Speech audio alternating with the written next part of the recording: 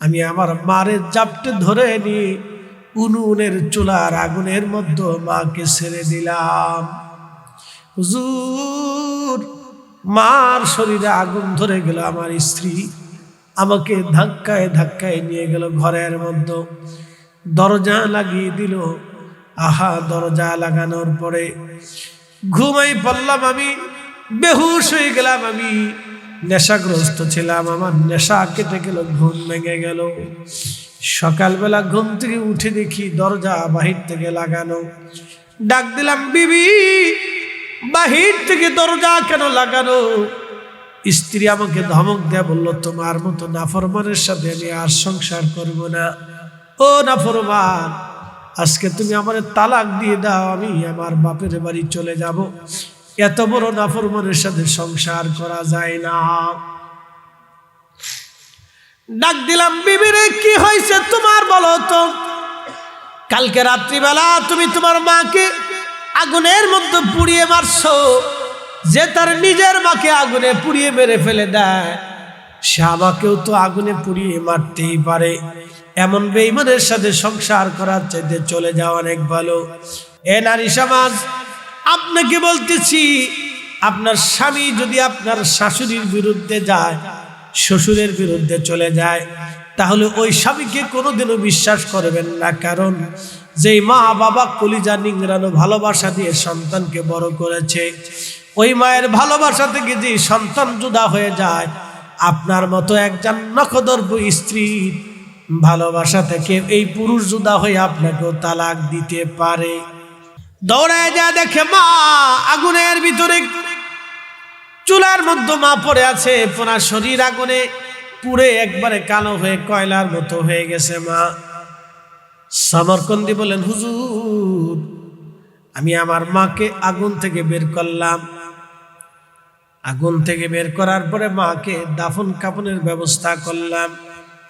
মার দাফন কাফন হয়ে গেল, আল্লাহর ওলি। এরপরে আমি আমার স্ত্রীকে তালাক দিয়ে দিলাম। আমি এত ধনী ছিলাম তখনকার জমানায়, আমার ৭,০০০ স্বর্ণ মুদ্রা ছিল, এখন মিনিমাম ৭,০০০ কোটি টাকা হবে। ৭,০০০ স্বর্ণ মুদ্রা ছিল আমার, এখন মিনিমাম ৭,০০০ কোটি টাকার মালিক আমি। হুজুর, সব টাকাগুলি আমি আল্লাহ রাস্তায় সমরকন্দ, বুখারার গরিব মিসকিনকে ডেকে এনে সব আমি দান করে দিলাম, যদি আল্লাহ আমাকে মাফ করে দেয়। আমার ১২ জন দাসীবাদী ছিল, ১২ জন দাসীবাদী আমার ঘরে ছিল, ১২ জন দাসীবাদী। ১২ জন দাসীবাদী আমি মুক্ত করে দিলাম, আজাদ করে দিলাম, যদি রব্বুল আলামিন আমাকে মাফ করে দেয়। হুজুর, অনেক জমিনের মালিক ছিলাম আমি, জমিদার ছিলাম। সব জমিগুলি সমরকন্দ, বুখারার গরিবদেরকে ডেকে এনে বন্টন করে ভাগ করে দিয়ে দিলাম, যদি রব্বুল আলামিন আমাকে মাফ করে দেয়।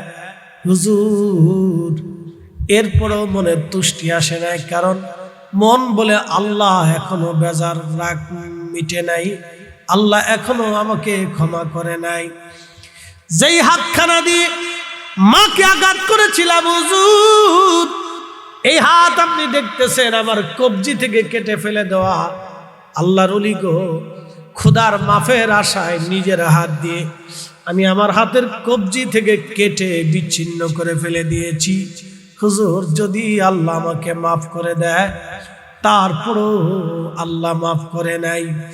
এরপরে আমি সমরকন্দে না থেকে আল্লাহর হরমে আমি চলে আসি, কাবাতে, আল্লাহর ঘরে মাকাম ইব্রাহিমে ৪০ বছরে ৪০ বার হজ করেছি, কতবার উমরা করেছি তার কোনো হিসাব নাই। হুজুর, এই মাকামে ইব্রাহিমে মাগরিবের নামাজের সময় এসে বসি, ফজরের নামাজ পড়ে এখান থেকে বের হয়ে একটানা ৪০ বছর ধরে ইবাদত করতেছি, যদি আল্লাহ আমাকে মাফ করে দেয়, তারপরেও আল্লাহ আমাকে মাফ করে নাই। আল্লাহর হারাম দিন ব্যতীত ৪০টা বছর ধরে একটানা রোজা রাখতেছি, যদি প্রভু মাফ করে দেয়, তারপরেও আল্লাহ আমারে মাফ করে নাই।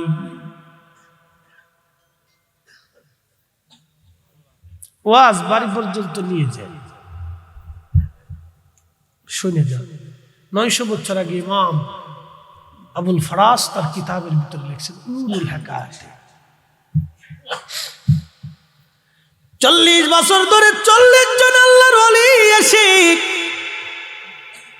আমাকে খবর দিয়ে গেছে সবার ক্ষমা হয়, কিন্তু আমার ক্ষমা হয় না। 40টা আরাফাতের মাঠে 40 বার আমি আল্লাহর দরবারে মাপ চেয়েছি, ক্ষমা হয় নাই।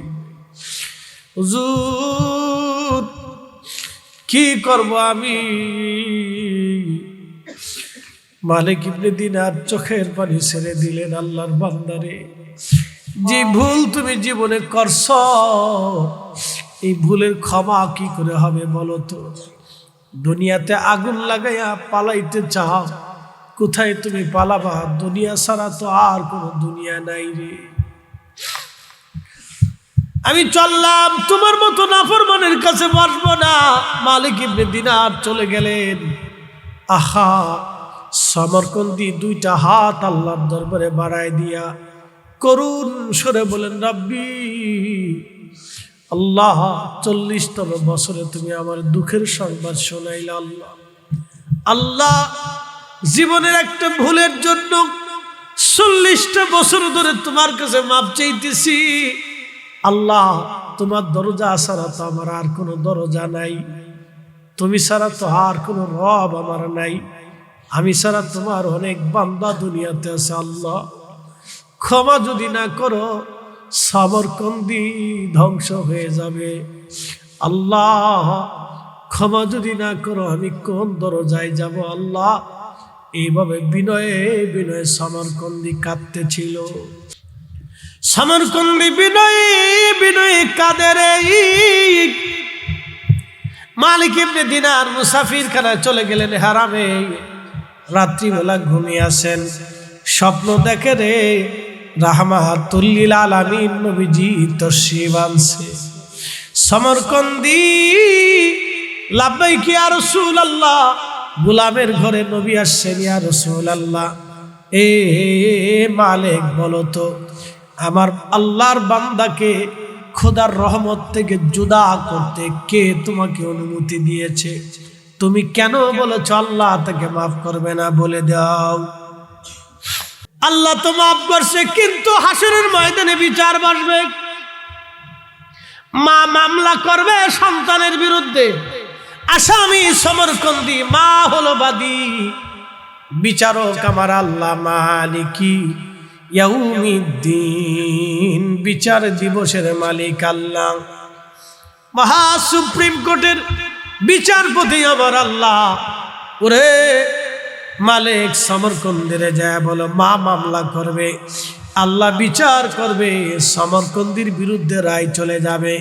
কারণ সমরকন্দি মাকে আগুনে পুড়িয়েছিল। 40 বছর মাপ চাওয়ার পরেও ক্ষমা হলো, কিন্তু শাস্তি মাপ হবে না।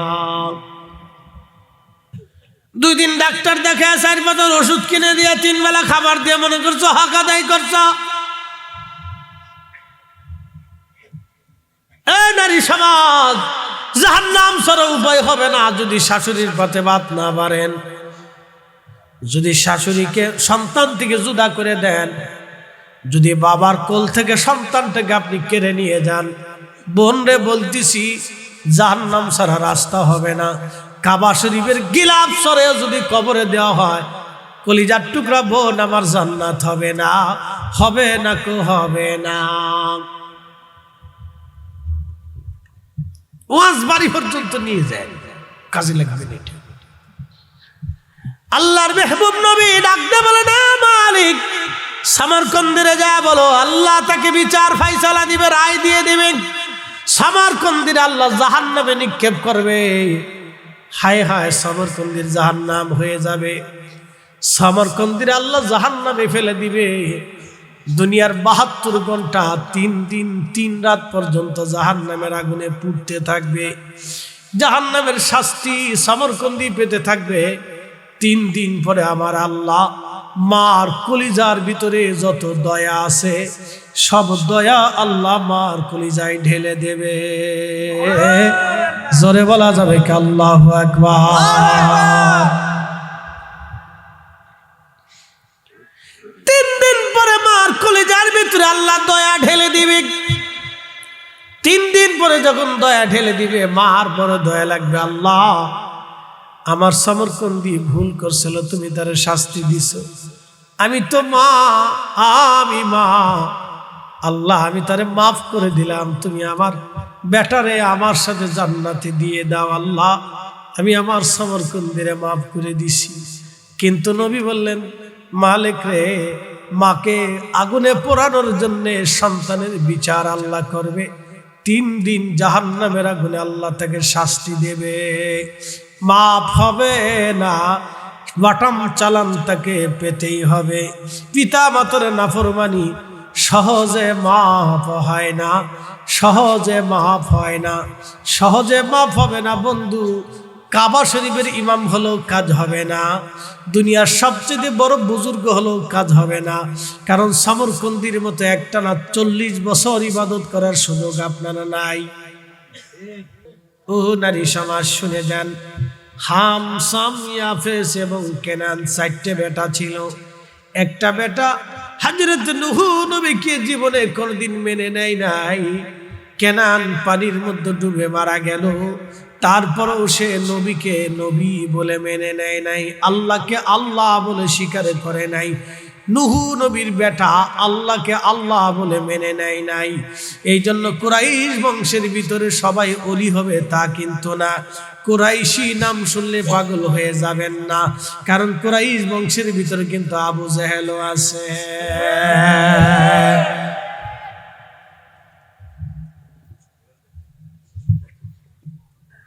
কুরাইশ বংশের ভিতরে বনু উমাইয়া বংশের ভিতরে একটা সন্তানের নাম ইয়াজিদ।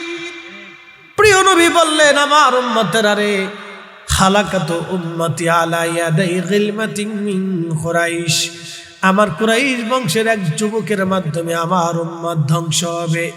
নবীজি সহিহ বুখারীতে বলেছেন, আমার উম্মত ধ্বংস হবে আমার কুরাইশ বংশের এক যুবকের হাত ধরে। হযরত আবু হুরায়রা এই হাদিস বর্ণনা করলেন। হযরত আবু হুরায়রা হাদিস বলার পরে বাজারে বাজারে ঘুরতেন আর বলতেন, আল্লাহুম্মা লা তুদরিকনি সানাতুস সিদ্দিন ওয়ালা ইমারাতুস সিবিয়ান। আল্লাহ 60 হিজরির যুবকের শাসন থেকে তুমি আমাকে বাঁচাও। আল্লাহ 60 হিজরির যুবকের শাসন থেকে তুমি আমাকে বাঁচাও। হযরত আবু হুরায়রা ইন্তেকাল করলেন 59 হিজরি, আর ইয়াজিদ ক্ষমতায় বসেছিল 60 হিজরি। ইমাম হযরত আসকালানী আশ-শাফিঈ সহিহ বুখারী ফাতহুল বারী শরহে বুখারীর মধ্যে লিখতেছেন, ও নবীর উম্মতেরা, সেই যুবক আর অন্য কেউ না, সেই যুবকের নাম ইয়াজিদ, যার হাত ধরে এই উম্মত ধ্বংস হবে। অতএব আজকে যে মৌলবী ইয়াজিদের পক্ষ নেয়, এটা মৌলবী না, এটা হলো শয়তান। কারণ আমানতের খেয়ানত, ওয়াদা করলে বরখেলাপ, কথায় কথায় মিথ্যা বলা, এটা মানুষের এক ধরনের স্বভাবে পরিণত হয়েছে। বাংলাদেশের কথা তো বলে কোনো লাভ নাই, বাংলাদেশের কথা তো বলে কোনো লাভ নাই, কথা বলে কোনো লাভ নাই। বলে হুজুর কেন লাভ নাই? আপনারা বলে দিয়ে যাই, আমাদের রক্তের সাথে মিথ্যা মিশে গেছে, আমাদের রক্তের সাথে ধোঁকাবাজি মিশে গেছে, আমাদের রক্তের সাথে বেঈমানি মিশে গেছে। এ জাতি নিজের বাবা মার সাথে বেঈমানি করে। আল্লাহর নবী বলেন, আমার উম্মত 14 কারণে আল্লাহর আকাশ থেকে গজব আসবে। তার ভিতরে 1 নাম্বার কারণ হলো আব্বা আম্মার সাথে নাফরমানি করবে, নিজের বাবাকে পর মনে করে বন্ধু বান্ধবকে আপন মনে করবে, নিজের মাকে পর মনে করবে, মা বাবার খেদমত থেকে দূর হয়ে যাবে। আমার উম্মত তখন আল্লাহর আসমান থেকে গজবের চিন্তায় থাকো। পাথর নিক্ষেপ হতে পারে, ভূমিকম্প আসতে পারে, টর্নেডো আসতে পারে, মহামারী আসতে পারে, দুর্ভিক্ষ আসতে পারে, ডায়াবেটিস বেড়ে গেছে, সারা বাংলাদেশে 3.5 কোটি মানুষ কিডনি রোগে আক্রান্ত। এ মুসলমান, ভালো করে শুনে যাবেন, কেন ভূমিকম্প আসবে, কেন বালা আসবে, কেন সাইক্লোন আসবে, কেন মহামারী আসবে? মহামারী আসবে, করোনা ভাইরাস আসলো, সারা পৃথিবীর 30 লক্ষ মানুষ করোনা ভাইরাসে নিয়ে চলে গেল। 30 লক্ষ পরিবার কাঁদলো, সারা পৃথিবী কেঁপে উঠলো। সারা পৃথিবীতে আল্লাহ লকডাউন দিয়ে দিলেন। আল্লাহর যুদ্ধ করা লাগে না, শুধু করোনা পাঠায় দিয়েছিল। তাহলে আপনি বুঝেন তো নমরুদের অবস্থা কেমন হয়েছিল। সামান্য করোনা রোগ দিয়ে সারা পৃথিবীর লকডাউন আল্লাহ দিয়ে দিলেন। পৃথিবীর বড় বড় দেশের লকডাউন দিয়ে দিল, সেনাবাহিনীতে কাজ হলো না, বড় বড় ডাক্তারও কাজ হলো না। তাহলে আপনি বুঝেন তো আল্লাহ নমরুদের বিরুদ্ধে শুধু মশা পাঠায় দিলেন। এক মশা দিয়ে কামড়াইয়া সারা নমরুদের গোষ্ঠী আল্লাহ শেষ করে দিলেন। আমার আল্লাহ নীল নদের পানির ভিতরে চুবাইয়া ডুবাইয়া ফেরাউন জাতিকে আল্লাহ ধ্বংস করে দিলেন। এই জন্য বাংলাদেশের মাটির নিচে ভূমিকম্প মাঝে মধ্যে লাড়া দেয়, লাড়া দিয়ে আল্লাহ জানান দেয়, ও বাঙালিরা আমি আল্লাহ কিন্তু আসি। চুরি বাটপারি সেটারই ধান্দামি যদি বাদ না দাও তাহলে লারা কিন্তু ভালো মতো দিয়ে দেব। কথা কন না কা? আল্লাহ নবী বলেন আর একটা কারণে ভূমিকম্প আসবে, পিতা মাতার খেদমত থেকে যখন ছেলেরা ফারেক হয়ে যাবে, আলাদা হয়ে যাবে। এদেশের 100% ছেলেদের ভিতরে প্রায় 80% ছেলে মেয়েরা বাবা মাকে মানে না। আপনি পরিসংখ্যান নিয়ে দেখেন, 100%-এর 80% বাবা মা মানে না, মুরব্বি মানে না, মুরব্বি মানে না, মুরব্বি মানে না। এই অবস্থা যদি চলতে থাকে আগামীর বাংলাদেশের জন্য ভয়াবহ রূপ নেবে। কঠিন বালা আসবে, ভূমিকম্প আসবে, রোগ আসবে, নানান ধরনের মুসিবত আল্লাহ চাপিয়ে দেবে, নানান মুসিবত আল্লাহ চাপিয়ে দেবে। আল্লাহ নিজে চাপান না, জহারাল ফাসাদু ফিল বাররি ওয়াল বাহরি বিমা কাসাবাত আইদিন নাস। আমার আল্লাহ রাব্বুল আলামিন বলেন, আমার বান্দারা তোমরা শুনে নাও, আমি আল্লাহ গজব দেই না। জলে স্থলে যত বিপদ আছে, মুসিবত আছে, আমি আল্লাহ চাপাই দেই না। তোমরা 2 হাত দিয়ে রুজি করো, সেই জন্য আমি আল্লাহ চাপাই দেই। তোমরা মুসিবত আমার কাছ থেকে চেয়ে নাও, সেই জন্য আমরা চাপাই দেই। নূহ নবীর উম্মতেরা বলল, নূহ রে, তোর আল্লাহর যদি ক্ষমতা থাকে তাহলে আল্লাহরে বল আমরারে যেন গজব দেয়। আল্লাহর নবী নূহ নবীর 4টে বেটা ছিল, হাম, সাম, ইয়াফেস, কেনান। জায়গা মতো আজে চলে আসছি। হাম, সাম, ইয়াফেস, কেনান। কেনান পানির মধ্যে ডুবে মারা গেল। 3টে বেটা রইল, হাম, সাম, ইয়াফেস। হাম হলো আরবের বংশধর, হামের বংশধর হলো আরবরা, সামের বংশধর হলো অনারবরা। ইউরোপ, আমেরিকা, এশিয়ার হলো সামের বংশধর, আর ইয়াফেসের বংশধর হলো আফ্রিকারা। আফ্রিকানরা হলো ইয়াফেসের বংশধর। ওলা কালা কালা নিগ্রো জাতিরা হলো ইয়াফেসের বংশধর। তামাম দুনিয়াতে যত নিগ্রো জাতি আছে ওরা ইয়াফেসের বংশধর। মনে রাখবেন, ওরা ইয়াফেসের বংশধর। বলে ওরা নিগ্রো কালো এইভাবে বিকৃত চেহারার অধিকারী কেন হলো? হযরত নূহ নবী মহাপ্লাবনে নৌকার মধ্যে ঘুমিয়ে আছেন। ঠিক এমন সময় বাতাসের কারণে তার সতর লুঙ্গিটা, তার কাপড়টা সতরের কাছাকাছি চলে আসলো। মুসলমান ভালো করে শুনবেন,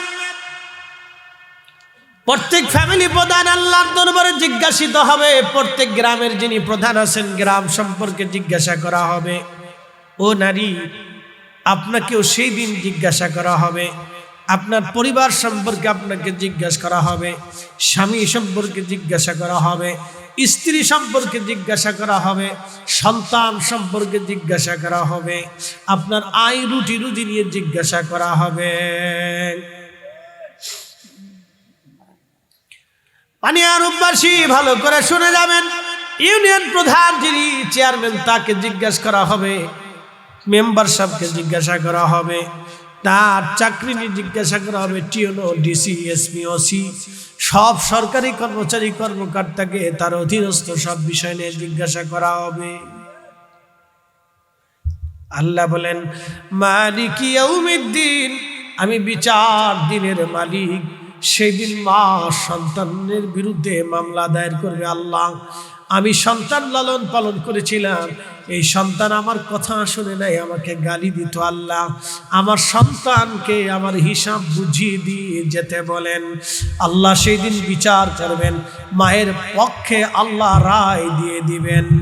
যেই বাবা সন্তানের হক মিটাই নাই, কিয়ামতের ময়দানে সেই সন্তান বলবে, আল্লাহ, আমার বাবা আমাকে জন্ম দেওয়ার পরে ছেড়ে দিয়েছিল, কোনদিন আমার হক মিটায় নাই আল্লাহ, আজকে বলেন তাকে আমার হক মিটাই দিয়ে যেন জান্নাতে চলে যায়। আমি মামলা করলাম আমার পাওনা যেন পরিশোধ করা হয়। সেই দিন বাবাটা দাঁড়িয়ে কাঁদবে, কাঁদলেও কাজ হবে না, কোটি কোটি হজরে নেকি নিয়ে দাঁড়ালেও কাজ হবে না, কারণ আপনি সন্তানের হক মিটান নাই। এদেশের বাংলাদেশে হাজার হাজার বাবা আছে যারা সন্তান জন্ম দিয়ে চলে যায়, স্ত্রী তালাক দিয়ে স্ত্রীর ঘাড়ের উপরে সন্তান রেখে পালিয়ে যায়, অন্য বিবি গ্রহণ করে সেই করে সংসার পাতে, কিন্তু আগের স্ত্রীর সন্তানদের খবরে নেয় না, টাকা পয়সা দেয় না, তার অধিকার বাস্তবায়ন করে না। এমন পুরুষ মানুষ আছে না? না। বিশ্ববিখ্যাত আল্লাহর একজন ওলি ছিলেন, তার নাম হযরতে মালিক ইবনে দিনার আল ইরাকি রহমাতুল্লাহ আলাইহি। হজ করার জন্য মক্কায় চলে গেলেন। ও মা বোনেরা, কথাগুলি শুনে যান। হজ করার জন্য মক্কায় গেলেন। মক্কায় যাওয়ার পরে তিনি হজ করলেন। হজ করার পরে আল্লাহর দরবারে হাত তুলে বলেন, আল্লাহ, এই বছরে কার হজ হলো, কারটা হলো না, আল্লাহ আপনি দয়া করে আমাকে জানান। আল্লাহ রাত্রিবেলা স্বপ্ন জানাইলেন, মালিক, আমি সবার হজ কবুল করেছি, সবার দোয়া আমি কবুল করেছি, কিন্তু একজনের দোয়া কবুল করি নাই, একজনের হজ আমি আল্লাহ কবুল করি নাই। মালিক ইবনে দিনার চিন্তায় পড়ে গেলেন, সেই লোকটাকে, ওই লোকটা যদি আমি হয়ে যাই রে, সর্বনাশ হয়ে যাবে। মালিক ইবনে দিনার পরের দিন রাত্রিবেলা আবার কাঁদে, রাব্বি, ওই লোকটা আমি কিনা, আপনি বলেন। আল্লাহ স্বপ্নে বললেন, না রে মালিক, ওই লোকটা তুমি না। আল্লাহ সেই লোকের পরিচয় কি? তার নাম মুহাম্মদ ইবনে হারুন সমরকন্দি। তার বাড়ি হচ্ছে সমরকান্দ, বর্তমান আফগানিস্তানের পার্শ্ববর্তী একটা দেশের নাম হচ্ছে উজবেকিস্তান। উজবেকিস্তানের একটা শহরের নাম হলো বোখারা। বোখারা থেকে 3 মাইল দূরে হচ্ছে সমরকান্দ। এই সমরকান্দি হযরত মালিক ইবনে দিনার সকালবেলা তিনি ফজর পড়লেন কাবাতে। ফজরের নামাজ পড়ে তিনি বের হলেন। আহলু মক্কা যারা ছিলেন ডাক দিয়ে বলেন, হে মক্কাবাসীরা, তোমরা বলো তো, মাল মুহাম্মদ ইবনে হারুন সমরকন্দি নামে তোমরা কাউকে চেনো কিনা? এই মক্কায় বসবাস করে কিনা? বলে হা করে। তিনি অত্যন্ত বুজুর্গ। প্রত্যেক রাত মাগরিবের নামাজ এসে মাকামে ইব্রাহিমে দাঁড়ায়, সারা রাত্র মাকামে ইব্রাহিমে ইবাদত করে, ফজরের নামাজ পড়ে মাকামে ইব্রাহিম থেকে বের হয়ে যায়। একদিন না, 2 দিন না, মালিক ইবনে দিনার 40 বছর ধরে মাকামে ইব্রাহিমে নামাজ পড়ে। মালিক ইবনে দিনার ডাকতে বলতেছে, কোথায় গেলে পাবো? বলে, বিরান ভূমিতে গেলে পাওয়া যাবে। আল্লাহর ওলি ধীরে ধীরে হেঁটে হেঁটে বিরানে গেলেন। যায় দেখলেন ঠিক ঠিকানা মোতাবেক গাছের নিচে একজন বান্দা দাঁড়িয়ে আছে। গাছের নিচে আল্লাহর বান্দা দাঁড়ানো। ওই গাছের নিচে দাঁড়ায়া আল্লাহর বান্দা নামাজ পড়ে, কিন্তু তার ডান হাত কাটা। এই কবজি থেকে তার ডান হাতটা কেটে ফেলে দেওয়া হয়েছে। স্থিরতার সাথে নামাজ পড়তে লাগলো। সালাম দিলেন মালিক, নামাজ শেষ। জবাব দিয়ে বলেন, আল্লাহর বান্দা, আপনার পরিচয় কি? বলে, আমার নাম মালিক ইবনে দিনার, ইরাকি বসরি। হুজুর, আমি আপনাকে চিনছি, আপনি অনেক বড় ওলি, জমানার জাহিদ, আপনি অনেক বড় আল্লাহর ওলি। কি ব্যাপার, আপনি কেন আসছেন এই মিসকিনের কাছে? বলে, আপনার নাম কি মুহাম্মদ ইবনে হারুন সমরকন্দি? বলে, হা। মালিক ইবনে দিনার বলেন, আল্লাহর বান্দা, দুঃখের একটা সংবাদ দেওয়ার জন্য আসছি হুজুর। বলেন। এই বছর সবার হজ কবুল হয়েছে, কিন্তু আপনার হজ এবং দোয়া আল্লাহর দরবারে মঞ্জুর হয় নাই। তখন সমরকন্দি চোখের পানি ছেড়ে দিয়ে কাঁদে কেঁদে বলে, হুজুর, শুধু আপনি না, আজকে 40তম বছরে 40 জন আল্লাহর ওলি এসে আমার সংবাদ দিয়ে গেছে, সবার হজ হলেও আমার হজ হয় না। সবার দোয়া কবুল হলেও আমার দোয়া কবুল হয় না। সবারে আরাফাতের মাঠে ক্ষমা করলেও আল্লাহ আমারে ক্ষমা করে না। পানিয়ারু কসমাবাসী সবার ক্ষমা হলেও আমার ক্ষমা হয় না। 40 বছরে 40 জন আল্লাহর আবদাল ওলি এসে আমাকে সংবাদ দিয়ে গেল, হুজুর বলে আল্লাহর বান্দা বলো তো তোমার জীবনের অপরাধ কি, তুমি বলো কি ভুল তুমি করছো?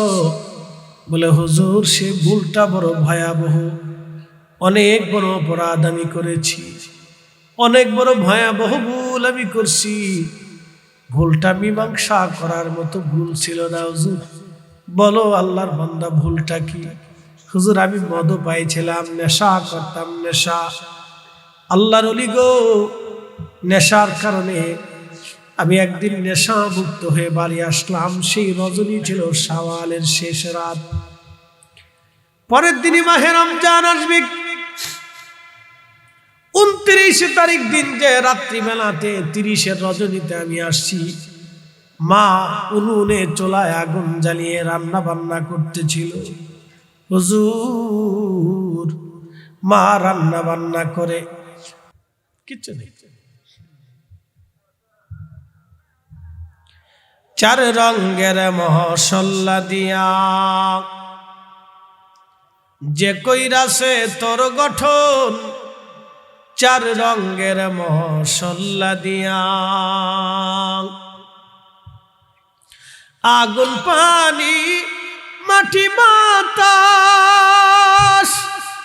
একই যোগে করিয়া প্রকাশ। আগুন পানি মাটি বাতাস একই যোগে করিয়া প্রকাশ। ওরে দেখিলি না তুই কইরা তালাশ, কোন জায়গা সে মহাজন, 4 রঙের মশলা দিয়া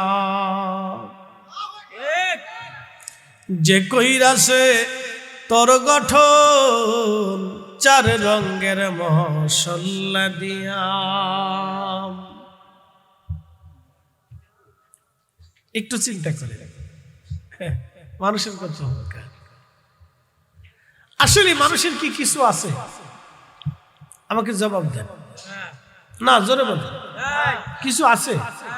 আপনার হায়াতকে আপনি ধরে রাখতে পারেন, স্বাস্থ্য ধরে রাখতে পারেন, চুল পাকা ধরে রাখতে পারেন, বয়স ধরে রাখতে পারেন। তা আপনার রিজিকের কোনো জিম্মাদারি আপনার হাতে আছে? আগামী মুহূর্ত কি খাবেন আপনি জানেন, বেঁচে থাকবেন জানেন, আপনার সুস্থতা কি আপনার হাতে আছে? তো যদি না থাকে তো মানুষের আছে কি? কিছু আছে? তাহলে সব কার না? একসাথে বলেন সব কার, জোরে বলেন সব কার। সেজদা হবে কার? জিকির হবে কার? আইন মানব কার? বিধান মানব কার? হিসাব একবারে বড়। 6 ঘন্টার ওয়াজ 6 মিনিটে শেষ করছি। হ্যাঁ 6 ঘন্টার ওয়াজ আমি 6 মিনিটে শেষ করে দিয়েছি। এবার ব্যাখ্যা বিশ্লেষণে যাচ্ছি, মনোযোগ দেন। পাশে গরুস্থান। বয়স কত বাবাজি? বয়স কত? গরুস্থানের বয়স কত? গুলিস্তানে জি কত বছর হবে? বাবাজি বলতেছে 100 বছর বয়স হয়েছে। আল্লাহু আকবার। আচ্ছা বলেন তো 100 বছর আগে যারা কবর দিছিল তার কবরের পাশে দাঁড়ানো কে আছে? তাহলে বাকি 100 বছর পরে আমাদের কবরের পাশে দাঁড়ানোর কে আছে? মন্ত্রী মরে গেলে তার কবরের পাশে দাঁড়ায় কে আছে? এমপি মরে গেলে তার কবরের পাশে দাঁড়ানোর কে আছে?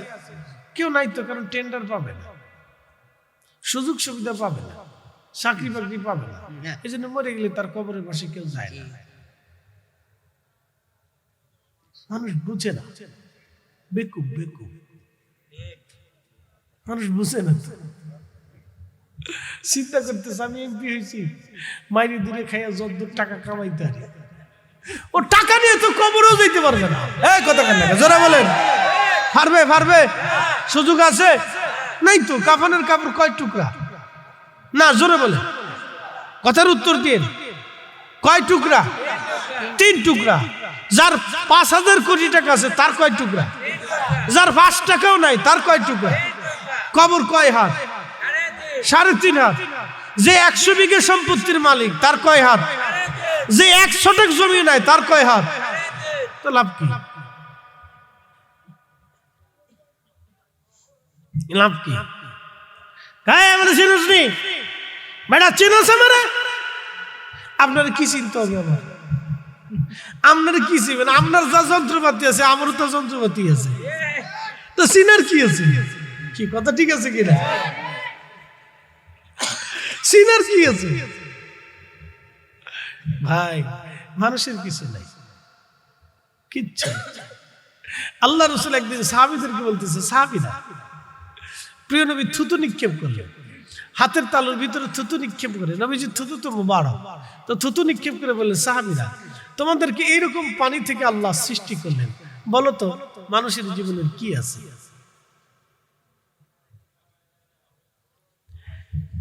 ইয়া আইয়ুহাল ইনসানু মা গাররাকা বিরাব্বিকাল কারীম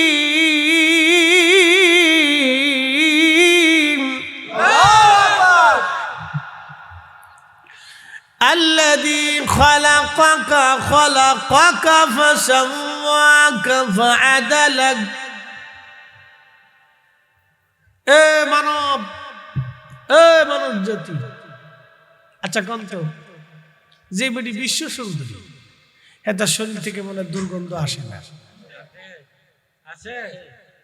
আসতে কই না, জোরে বলেন। তার বাথরুমে মনে গন্ধ নাই, পেশাবে মনে গন্ধ নাই, 3 দিন শরীর গোসল না করলে মনে শরীর থেকে গন্ধ আসে না, তার মুখ থেকে মনে গন্ধ টন্ধ আসে না, তো বিশ্ব সুন্দরী লাভ কি?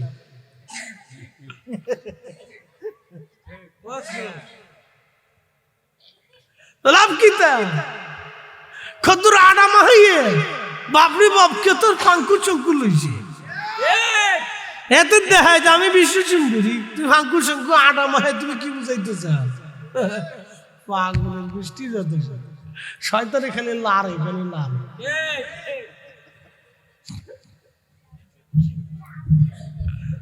ভাই বুঝে যান, বুঝাচ্ছি। আল্লাহ মানুষকে দেখেছে, কোরআন আল্লাহ বলছে, হে মানব সম্প্রদায়, মা গাররাকা বিরাব্বিকাল কারীম, বলো তো কিসে তোমাকে আমি আল্লাহ থেকে জুদা করলো? বলো তুমি কেন আমি আল্লাহ থেকে জুদা হয়েছে? বলো। আল্লাহ জিজ্ঞেস করলেন, বলো তুমি কেন আমি আল্লাহ থেকে জুদা হয়েছে, তুমি বলো।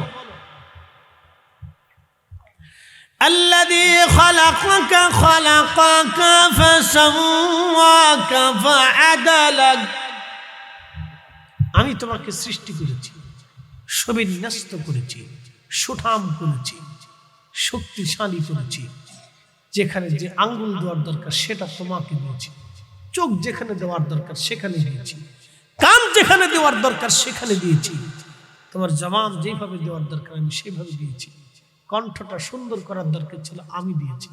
বলেন আমার কণ্ঠ সুন্দর, এটা শেষ হয়ে গেলে আমার কিছু করার আছে? আমার তো কেউ জিগাইত না, ওয়াহিদু ভাই জিগাইত না, ফরিদু ভাই বালা আছে, এটা যতক্ষণ বাড়িতে পারবো ততদূরে ফার্স্ট পাবলিক আমার পিছিয়ে পিছিয়ে দৌড়ে, হুজুর একটা ডেট দেন, কারণ আপনার ওয়াজ শুনলে মজা পাওয়া যায়। এরপরে যদি আমি ওয়াজে আঁকি, ভাই চাবড়া বালা আছেন, আপনারা কেমন আছেন, পরের তারিখে আর কেউ দাওয়াত দেবনি, কি কথা কর না কেন?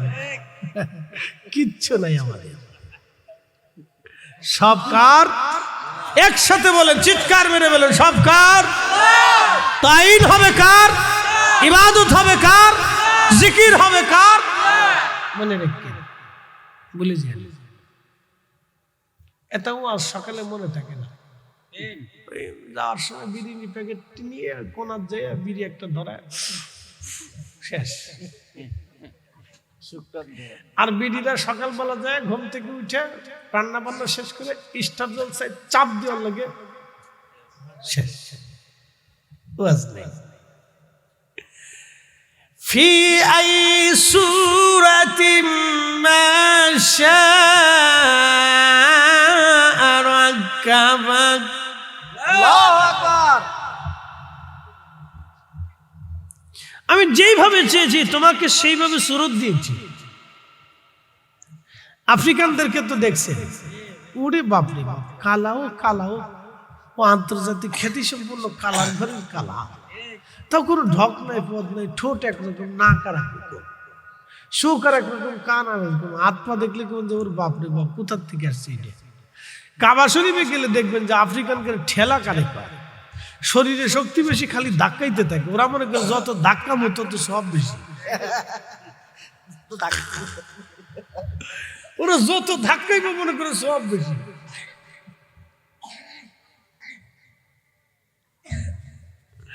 আই সর্বনাশ, কি যে ধাক্কা দেয় না, বাপরে বাপ। দলবদ্ধ ভাবে একসাথে ধাক্কায় ধাক্কায় তওয়াব করতেছে। ও মনে করে যত শরীর ধাক্কা দিল তত শরীরে গন্ধ আসে। হ্যাঁ,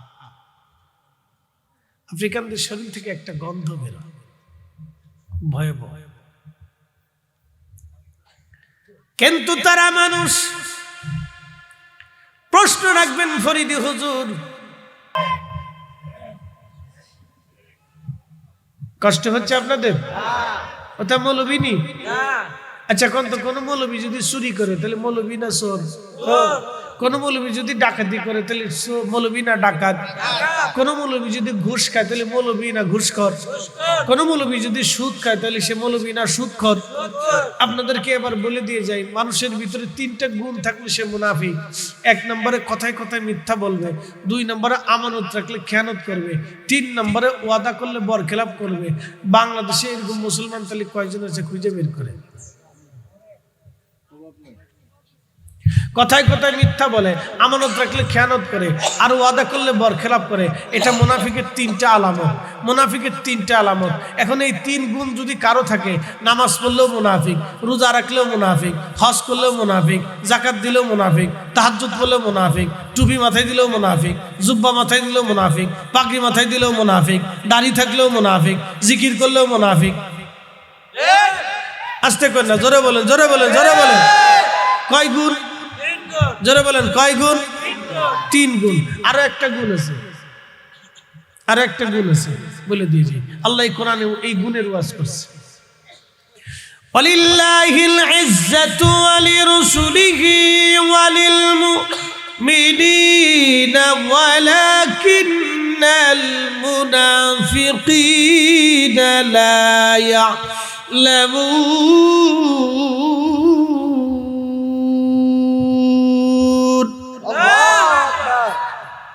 আপনার কি আমার মুনাফিকের আলামত কইছে লেগে বেজার? এবার হিসাব করে দেখেন মুসলমান কয়জন আছে, হিসাব করেন মুসলমান কয়জন আছে। আমাকে বেডিকার কথা কইলাম, এখানে পেটের ভিতরে কোনো কথা থাকে না। জীবনে স্ত্রীর কাছে আসলে গোপন কথা কইতে হয় না। 3টে জিনিস নিজের বোর কাছেও করবেন না, জিহাব জাহাব মাজাব। কি পরিমাণে টাকা পয়সা আছে অনেক সময় করবেন না, গোপন করে রাখবেন, বিপদ আছে। লাগছে না ঝগড়া? বাচ্চানকে দেখবেন শেষুনি মেরে দিবেন, রান্না বান্না বন্ধ কালকে থেকে, ঝগড়া লাগাই দিয়ে গেলাম। শুনে যাবেন বন্ধু আমার, খুব মনোযোগ দিবেন। বলে হুজুর এই কথা হঠাৎ করে কেন বললেন? প্রশ্ন রাখবেন ফরিদি হুজুর, ভূমিকম্প হলে কি হবে? বাংলাদেশে যদি 8 স্কেলের ভূমিকম্প হয়, 14 কোটি মানুষ ভূমিকম্পের আওতার ভিতরে থাকবে, 1 কোটি মানুষ মারা যাবে, আরো কোটি কোটি মানুষ ল্যাংড়া কানা বোবা খোরা হয়ে যাবে। কত বড় ভয়ঙ্কর আপনি বুঝতে পারছেন? 1 কোটি মানুষ মারা যাবে। পৃথিবীর এমন দেশ আছে যেই দেশেই 1 কোটি মানুষ নেই। পৃথিবীর এমন দেশ আছে যেই দেশে 1 কোটি মানুষ দেশের ভিতরেই নাই। এরকম বহু দেশ আছে, সব গন্ডা খানিক, ডজন খানিক দেশ আছে যাদের দেশে 1 কোটি মানুষই নেই। ডজন খানিক দেশ আছে। অথচ আমার দেশে ভূমিকম্প যদি 8 স্কেলে হয়, 30 সেকেন্ড যদি কাঁপুনি দেয়, 30 সেকেন্ড ঘর থেকে বেরিয়ে আসতে পারবে না। 1 কোটি মানুষ মারা যাবে। শুধু ঢাকা শহর রাজধানীতেই 50 লক্ষ মানুষ মরে যাবে।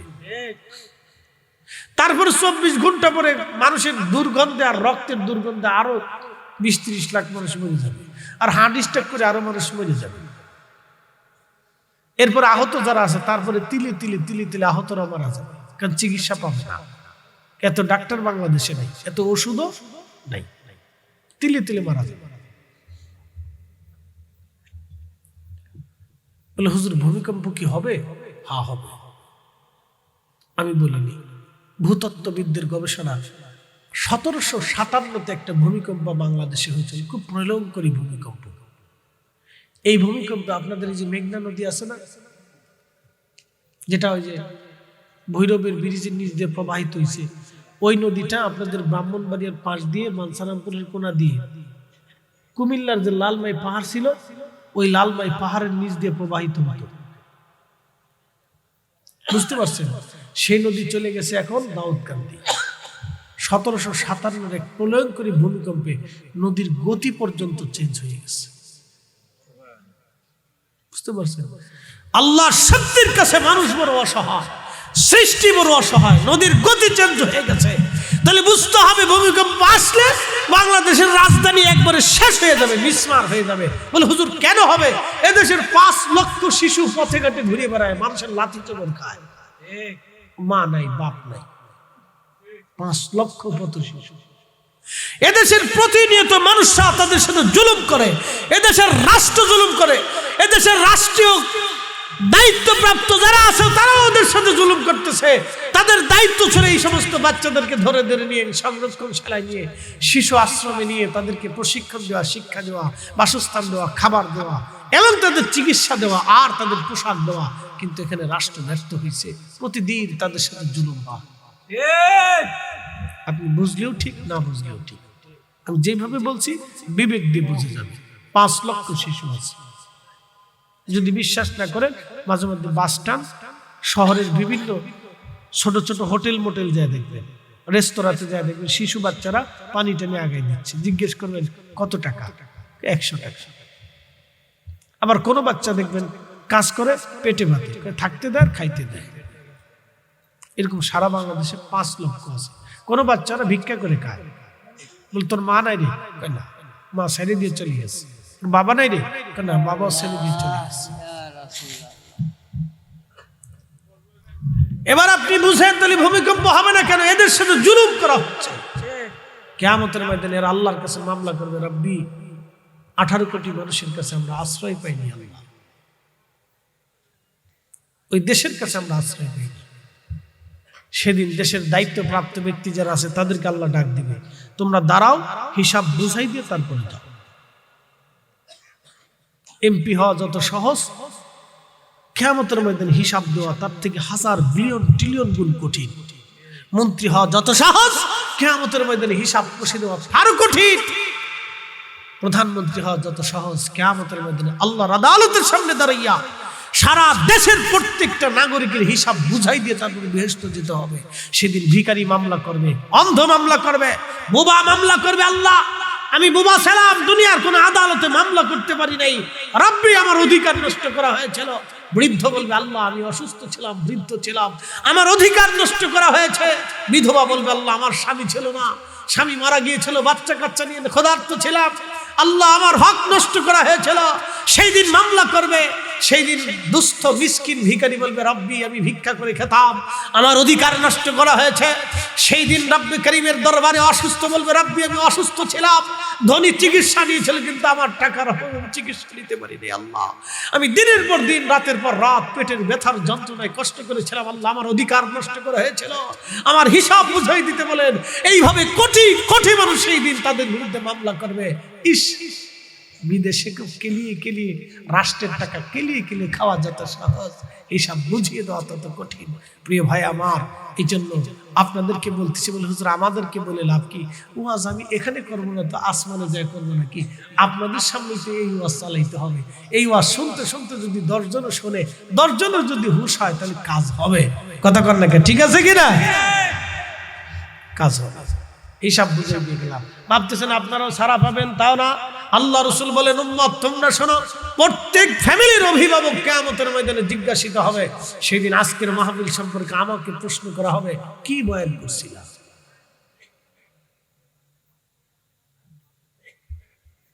কি নসিহত করছিলাম, জবাব দিয়ে যাবে।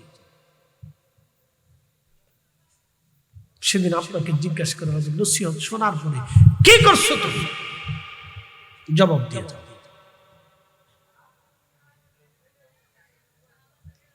আমি আপনাকে কিয়ামতের ময়দান সম্পর্কে বুঝাচ্ছি, শুনে যান। এটা টাল বাহানা, দুনিয়ার কোনো আদালত না। দুনিয়ার আদালতে রায় দেওয়ার সময় অনেক আসামি পেশাব করে দেয় ভয়ে, যখন তার মৃত্যুদণ্ড দেন তখন সে ভয়ে পেশাব দেয়, ভাই আমি শেষ। আমাদের গ্রামের একজনকে রাষ্ট্র ফাঁসির আদেশ দিল, জেলখানার ভিতরে সে ওইভাবে সে স্টক করে মারা গেল, ভয়ে ভয়ে ভয়ে ভয়ে চিন্তায় চিন্তায় মরে গেল।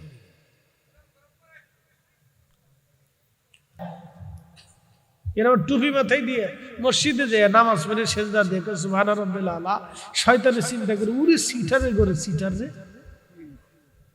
ও কত বড় সিটার রে, ও 10 বছর ধরে ওর বাচ্চার খাবার দেয় না, দুধ কেনার টাকা দেয় না, ও আইসা মানে আল্লাহর সেজদা দিয়ে সিটার যদি কোথায়। আমি 9 লক্ষ বছর আল্লাহর সেজদা দিয়েছি, চিটারি করিনি। এত 60 বছরের জিন্দেগি কত বড় চিটারি করতেছে।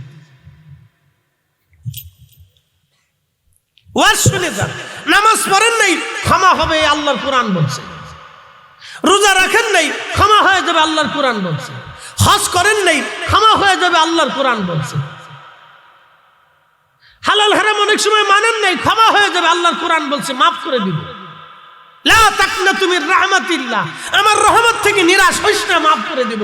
আল্লাহর কসম করে বলি, পিতামাতার হক মিটান নাই, ক্ষমা হবে না। প্রতিবেশীর হক মিটান নাই, ক্ষমা হবে না। এতিমের হক মিটান নাই, ক্ষমা হবে না। অন্য জমি মেরে দিয়েছেন, উনি মাফ না করা পর্যন্ত ক্ষমা হবে না। একজনকে অন্যায়ভাবে থাপ্পড় মেরেছেন, সে ক্ষমা না করা পর্যন্ত ক্ষমা হবে না। অন্যের টাকা মেরে দিয়েছেন আর ফেরত দেন নাই, সে মাফ না করা পর্যন্ত ক্ষমা হবে না। ওয়াজ এটা শিখে যান। ইসলামের মৌলিক দিকে আসে, ইসলামের আসল দিকে আসে। যেটা করলে মুসলমান হয়ে কবরে যাওয়া যায় সেটা করে যায়। এই জন্য আল্লাহর নবী কোন সাহাবীর ইন্তেকালের পরে কবরে নামানোর আগে আগে তার হক মিটাইতো। বলে, বলো সাহাবীরা, তার কোন ঋণ আছে কিনা? আমার কোন উম্মতকে ঋণ দিয়ে কবরে দিও না, ঋণ মুক্ত করাইয়া তারপরে কবরে দাও। কারণ রবের হক রব মাফ করে দিবে, কিন্তু বান্দার হক আল্লাহ মাফ করবে না। কথা শোনা যায় বাবাজি? কথা শোনা যায়? যুবকরা, কথা শোনা যায়নি? শোনা গেলে ভালো করে শুনে যাও। নামাজ আল্লাহ মাফ করবে, যদি ক্ষমা হবে, আল্লাহ ক্ষমা করার ওয়াদা করেছেন। কিন্তু অন্যের টাকা মেরে দিছে, এই টাকা ওই বান্দা মাফ না করা পর্যন্ত ক্ষমা হবে না। বাদাম কিনতে গেছে পোলা, মানে বাদামওয়ালা, বাদামের দাম কত? এই 50 গ্রাম 100 গ্রাম 25 টাকা মাপ। বলে কত গ্রাম মাপ? বলে 400 গ্রাম মাপ। তো 400 গ্রাম মাপতে মাপতে এইদিকে 4-5 জনে 25 গ্রাম ট্যাপ ট্যাপ করে টিপে টিপে খেয়ে বলছে। আচ্ছা বলেন তো, এই যে 25 গ্রাম খাইলো, এটা সুন্নত না মুস্তাহাব? আস্তে করেন না, জোরে বলেন, জোরে বলেন। সুন্নত না মুস্তাহাব? তাহলে এই 25 গ্রাম বাদামওয়ালা মাফ করে নাই, মাফ না করার কারণে কিয়ামতের ময়দানে বাদামওয়ালার পিছে পিছে দৌড়াইতে হবে। ইসলাম বুঝে যান, ইসলাম বুঝা উচিত। দিন বুঝে যান, দিন বুঝা উচিত। হাতে পায়ে ধরে বলতেছি, মানুষের হক নষ্ট করেন না। প্রিয় উপস্থিতি হাজিরিন, ভালো করে শোনা যাবেন। একটা ঘটনা দিয়ে আপনাদেরকে বুঝাবো, একটা ঘটনা দিয়ে আপনাদেরকে একটা ঘটনা দিয়ে আজকে শোনাবো। ইমাম আবুল ফরাজ ইবনুল জৌজি রাহমাতুল্লাহ আলাইহি তার কিতাবে লেখছেন 900 বছর আগে মালিক ইবনে দিনার স্বপ্নের ভিতরে প্রিয় নবীর কদমে পড়ে গেলেন, হুজুর আমার ভুল হয়ে গেছে, আপনি আমাকে মাফ করে দেন। ইয়া রাসূলুল্লাহ, নবী বললেন, মালিক তাহলে তাকে সংবাদ দাও, আমার রব আমার আল্লাহ সমরকন্দির গুনাহ মাফ করে দিছে। আল্লাহু আকবার! এই চিৎকার মেরে জোরে বলেন আল্লাহু আকবার। কখনো তোমাকে যদি ভুলি, হেদায়েতের আলো জেলে নিয় কাছে তুলি, কখনো তোমাকে যদি ভুলি, হেদায়েতের আলো জেলে নিয় কাছে তুলি, ঠাই দিও প্রিয়তম অগমহিয়ান, তুমি রহমান, তুমি মেহেরবান। অন্ধ গাহে না শুধু তোমারি গুণগান, বুঝেও বুঝে না তবু শান, তুমি রহমান, তুমি মেহেরবান। নবীজি স্বপ্নে ডাক দিয়ে বলতেছে সমরকন্দে যা বলো আল্লাহ তাকে মাফ করছে, কিন্তু বিপদ। কিন্তুটা শুনবেন না, কিন্তুটা শুনলে গা শিহরি উঠবে, পারবেন না। যাও তুমি সমরকন্দে যায় বলো এই সংবাদ দাও। স্বপ্ন ভেঙে গেল। স্বপ্ন যিনি দেখাইছেন তিনি নবী, যিনি দেখছেন তিনি ওই জমানার সবচেয়ে বড় ওলি, যিনি লেখছেন তিনি বিশ্ববিখ্যাত হাদিস বিশারদ ইমাম আবুল ফারাজ। ঘটনা খুব বিশুদ্ধ, একবারে সাচ্চা কাচ্চা। নবীজি বললেন যাও তুমি তার সংবাদ দাও। মালিক ইবনে দিনার সমরকন্দির এসে কাছে এসে দাঁড়ায়, দেখে সমরকন্দি কাঁদতেছে। ডাক দিয়ে বলে সমরকন্দি রে, একটা সংবাদ নিয়ে আসছি, সুসংবাদ আছে। বলেন হুজুর কি? আল্লাহর রাসূল আমাকে কাল রাত্রে স্বপ্ন দেখাইছে, নবীজি এসে বলছে তোমাকে আল্লাহ মাফ করছে। সমরকন্দি সেজদায় পড়ে গেলেন। কিন্তু কিয়ামতের ময়দানে বিচার হবে, আল্লাহ বিচার সালিশ করবে, তোমাকে 3 দিন জাহান্নামের আগুনে পোড়ানো হবে। তাও সমরকন্দি সেজদায় পড়ে আল্লাহ তারপরেও তো আপনি আমাকে মাফ করছেন, এর চেয়ে বড় দয়া আমার কিছু হতে পারে না। সেজদার মধ্যে পড়ে চিৎকার মেরে কাঁদতে কাঁদতে কাঁদতে কাঁদতে ওই অবস্থায় সে মারা গেল। একসাথে বলবেন আল্লাহু আকবার। মালিক ইবনে দিনার নিজে তার গোসল করাইলেন, জানাজা পড়াইয়া তাকে মক্কাতে মুআল্লাতে তাকে দাফন করলেন, জান্নাতুল মুআল্লা, যেটা ওই যে মক্কা শরীফের যে আম্মাজান খাদিজাতুল কুবরা যে মাজারে ঘুমিয়ে আছে ওই গোরস্থানে সমরকন্দের দাফন করলেন। হারামে সে মারা গিয়েছিল। বুঝতে পারছেন? ওয়াজ যেটা শুনছেন কাজে লাগায়। ভাই আমার বলে হুজুর আব্বা আম্মা মরে গেছে, তাহলে উপায় কি হবে? কোনো চিন্তা নেই, আল্লাহ কোরআনে আপনাকে রুখসত দিয়ে দিছে। বলছে রাব্বির হামহুমা কামা রাব্বায়ানি সগীরা। তুমি আব্বা আম্মার জন্য বেশি বেশি দোয়া করো। আল্লাহ রাসূলের দরবারে এক সাহাবী এসে বলেন, বাইহাকী শরীফের মধ্যে আসছে, সাহাবী এসে বলেন ইয়া রাসূলুল্লাহ মা মরে গেছে, কি করবি? হক তো মিটাইতে পারি নাই। বলে চিন্তা করো না, অধিক পরিমাণে দোয়া করো, কিয়ামতের ময়দানে আল্লাহ দয়া করে তোমাকে পিতামাতার খেদমত গুজারি হক আদায়কারী সন্তান হিসেবে তোমার নামে আমলনামায় আল্লাহ লিখে দেবে যদি দোয়া করো। এখন যারা দোয়া মানে না ওর কপালে কি আছে? এই কথা কর না কেন, এই জোরে কর না কেন, এই সময় ঠিক আসতে কইতেছেন কেন? ঠান্ডা কি বেশি লাগছে না? তাহলে চুপ আছেন কেন? তো যে দোয়া মানে না ওর কপালে শনি রাখা আছে, ও বাটাম চালানো বেশি করে খাবে। কথা কর না কেন? ঠিক আছে, কেন দোয়া মানেও না দোয়া করেও না চাতা। সন্তান পিতামাতার খেদমত আদায়কারী সন্তান হিসেবে নাম লিখবে না, কেন নাফরমান, ও দোয়া করে নাই, ও দোয়া মানেও নাই জীবন, খালি বেদাত বেদাত করে চিল্লিয়েছে। ওর কপালে শনি রাখা আছে, বাটাম চালানো হবে, মারাত্মক বাটাম চালান। বাটাম চালান বুঝছেন? আমাদের ফরিদপুরে বাটাম চালান অর্থাৎ লাঠি চালানো, একবারে পিঠের চামড়া উল্টাইয়া ফাল্টাইয়া 70 গজ পর্যন্ত ফিডাইয়া ফেরেশতারা উড়াবে। রিমান খালি রিমান কারে কয়? রিমান জীবনে চোখে দেখছে এটা? এটা যদি দেখতো তাহলে দুনিয়ার মানুষ বেহুশ হয়ে থাকতো, দুনিয়াদারি ছেড়ে দিত, স্ত্রী পুত্র পরিজন সংসার সব ফলাই দিয়ে সেজদার মধ্যে ঘুরে ঘুরে কাঁদতো, আল্লাহ আপনি আমার মাফ করেন। রিমান যদি দুনিয়ার মানুষ দেখতো। দোয়া মানে না, হাতে মাসলা বাতাচ্ছে, তোমার মাসলা দিয়ে দিবেন আল্লাহ পিঠের সামনে তুলে দিয়ে পারে। এই কোরআন আল্লাহ বলেছেন উদুনি আস্তাজিব লাকুম, আমার কাছে চাও আমি দেব। একসাথে বলবেন আল্লাহু আকবার। কার কাছে যাব? জোরে বলেন না, কার কাছে চাবো? আল্লাহর কাছে। দিবে কে? আল্লাহ নিজে দিবে, আল্লাহ ওয়াদা করছে দিবে।